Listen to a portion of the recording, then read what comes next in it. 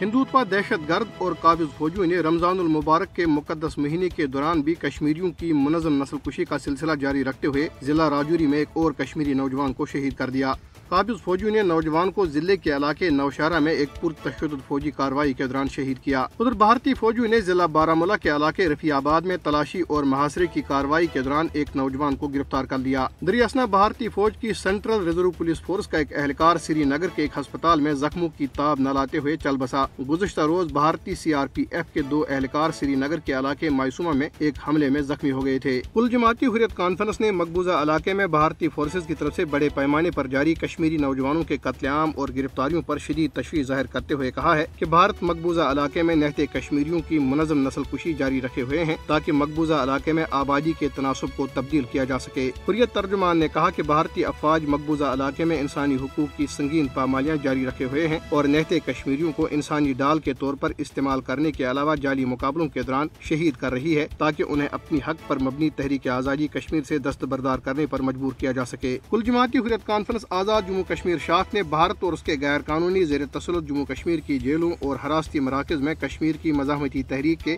غیر قانونی طور پر نظر بند حریت رہنماؤں اور کارکنوں کی حالت اظہار پر سخت تشویش کا اظہار کیا ہے۔ حریت کانفرنس آزاد کشمیر شاخ نے غیر قانونی طور پر نظر بند علیل رہنماؤں کا حوالہ دیتے ہوئے کہا ہے کہ کشمیری حریت رہنماؤں کی غیر قانونی نظر بندی کے دوران گرتی ہوئی صحت کے باوجود فسطائی جیل حکام انہیں جیل مینول کے مطابق علاج معالجے اور مناسب خوراک فراہم نہیں کر رہی، جو کہ 1948 کے انسانی حقوق کے چارٹر کی واضح خلاف ورزی ہے۔ حریت نے کہا کہ حریت چیئرمین مسرت عالم بٹ اور دیگر حریت رہنماؤں شبیر احمد شاہ، غلام احمد گلزار، محمد یاسین ملک، ڈاکٹر محمد قاسم فگتو، آسیہ اندرابی، امیر حمزہ، اسد اللہ پرے، نعیم احمد خان اور دیگر غیر قانونی طور پر نظر بند رہنما کئی بیماریوں میں مبتلا ہو چکے ہیں۔ بھارتی ریاست بنگلورو میں ہندو انتہا پسندوں کے حملے میں کئی مسلمان زخمی جبکہ ایک مسجد کو نقصان پہنچا ہے۔ ہندو جنونیوں نے ریاست کے علاقے یاراڈونا میں ایک مسجد میں موجود مسلمانوں پر پتھراؤ کیا جس کے نتیجے میں مسجد کے اندر اور باہر جھڑپیں شروع ہو گئی۔ سوشل میڈیا پر واقعے کی وائرل ہونے والی ویڈیو میں کئی مسلمانوں کے زخمی ہونے اور مسجد کو ہونے والے نقصان کو دکھایا گیا ہے۔ یہ جھڑپیں ہندو انتہا پسندوں کی طرف سے مسجد کے قریب لاؤڈ سپیکروں پر مسلمان اور اسلام مخالف گیت بجانے پر شروع ہوئی۔ بھارتی دارالحکومت نئی دہلی کی انتظامیہ نے ہندوؤں کے تہوار نوراتری کے نام پر 11 اپریل تک گوشت کی دکانیں بند کرنے کا حکم جاری کیا ہے۔ جنوبی دلی کے میئر